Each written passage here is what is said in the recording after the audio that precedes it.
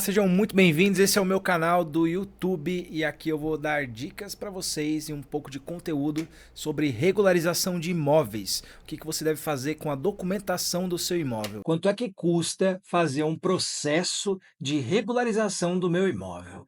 Acho que essa é a dúvida que eu mais recebo aqui, tanto no canal quanto nas redes sociais e até mesmo dos meus clientes no escritório. A primeira pergunta que me fazem é essa: quero saber o valor, quero saber quanto eu vou gastar para fazer esse processo. Fica aqui comigo até o final, que hoje eu vou falar tudo que é custo, tudo que é envolvido num processo da regularização e tenho certeza que vocês vão sair daqui pelo menos sabendo tudo que está incluído, não efetivamente o valor, porque eu não posso passar um valor. Cada transação, cada tipo de regularização, processo, tem um valor específico, mas eu posso te dar um parâmetro para que você entenda o que vai acontecer. E eu quero dar um parâmetro muito claro, tá?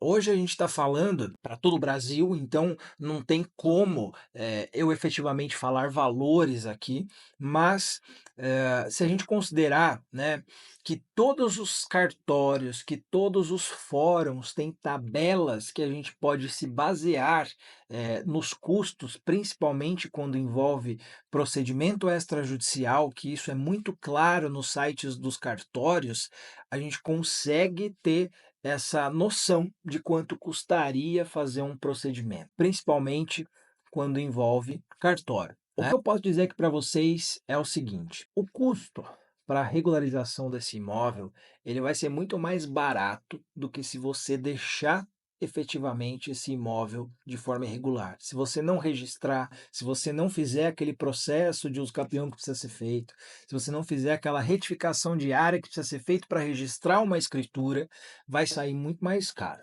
Então já começa daí, tem que ficar esperto. Ah, mas você está falando isso só porque você quer fazer o meu processo. Não, nada disso. Eu estou falando isso porque eu vejo na prática que clientes gastam muito menos fazendo o processo de regularização do que aqueles clientes que já me chegam quando a bomba já estourou, quando já não tem mais o que fazer, quando o cara já perdeu o imóvel, quando já aconteceu um processo de penhora e aí tem que entrar com embargos de terceiro naquele processo e a gente tem que fazer uma defesa que fica muito mais custoso do que fazer uma ação de uso capião, do que fazer um inventário e pagar o imposto, do que fazer o registro de uma escritura que muita gente não registra. Então, eu falo isso com propriedade. E a dica que eu quero deixar para vocês em relação a custos para essa regularização é que geralmente envolve, além do advogado, alguns profissionais.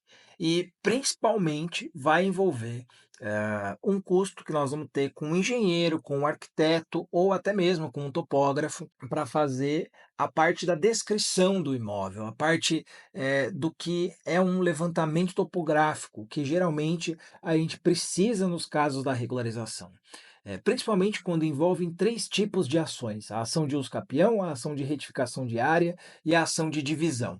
Nesses três procedimentos, a gente vai certamente precisar de um profissional técnico, um engenheiro, um arquiteto ou um topógrafo para nos auxiliar com todo esse levantamento do imóvel. E isso, obviamente, eles têm seus honorários, assim como os nós advogados, e vai variar de lugar para lugar, de imóvel para imóvel, de profissional para profissional, né? Isso é muito importante que a gente entenda. A contratação, tanto do advogado quanto do engenheiro, tem que ser pautada na confiança de que aquele profissional vai ter um empenho e que ele vai efetivamente resolver o seu problema, ou ainda que ele não consiga resolver o seu problema, mas que ele fez de tudo para chegar e poder te falar: olha, não tem solução, ou não deu certo um determinado processo. E isso a gente tem que ser muito transparente, né? Por isso a importância da expertise desse profissional,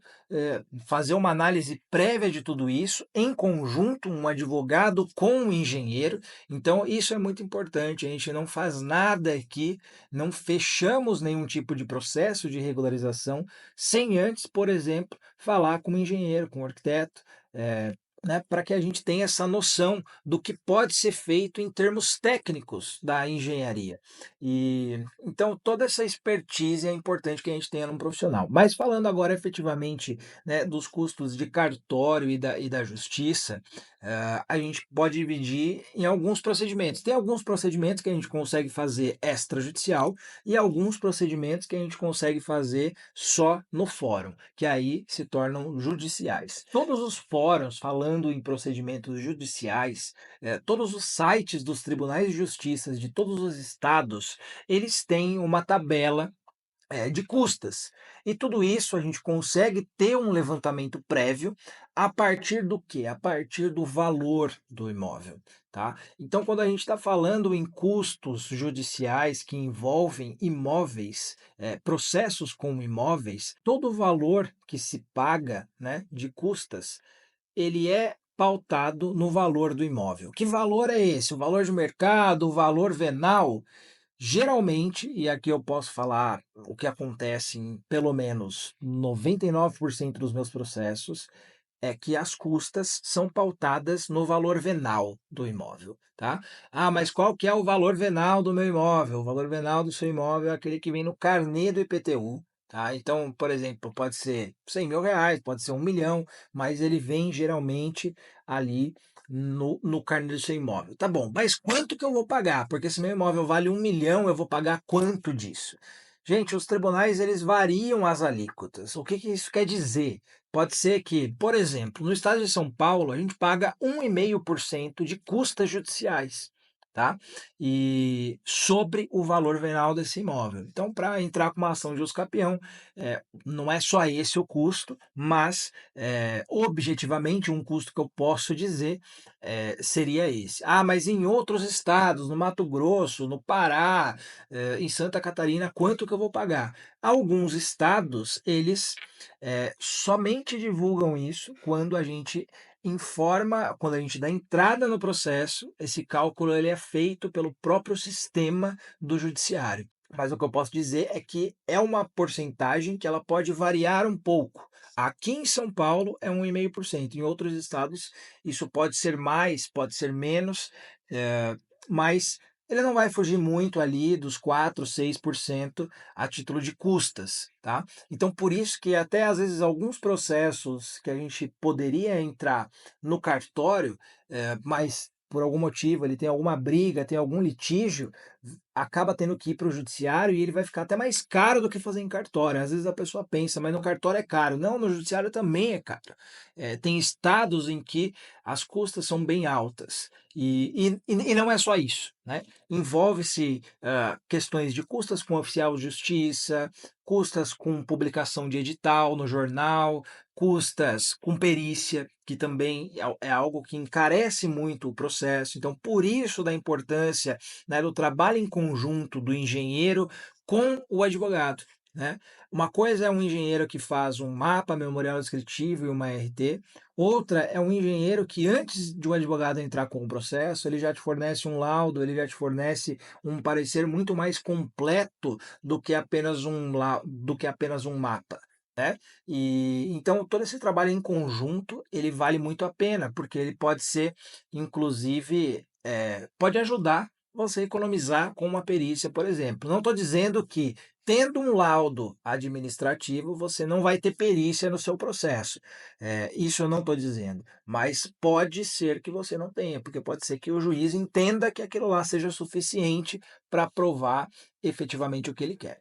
Então, isso seriam as custas basicamente lá no fórum, lá no processo judicial. Agora, no extrajudicial, acaba ficando muito mais fácil, porque todos os estados eles têm tabelas em que a gente pode ver. Então, por exemplo, se o imóvel vale R$ 200.000, ali em todos os estados, no site divulgado aqui na internet, a gente consegue ver, por exemplo, que para fazer o registro de uma escritura, ou para fazer um procedimento de uso capião, ou para fazer uma determinada situação, para uma transação envolvendo um valor de 50.000 a R$ 100.000, isso vai custar X. Para um imóvel, né, uma transação que envolva um imóvel de R$ 300.000, então a gente vai ali na tabela e vai ter de 200 a R$ 300.000, vai custar Y.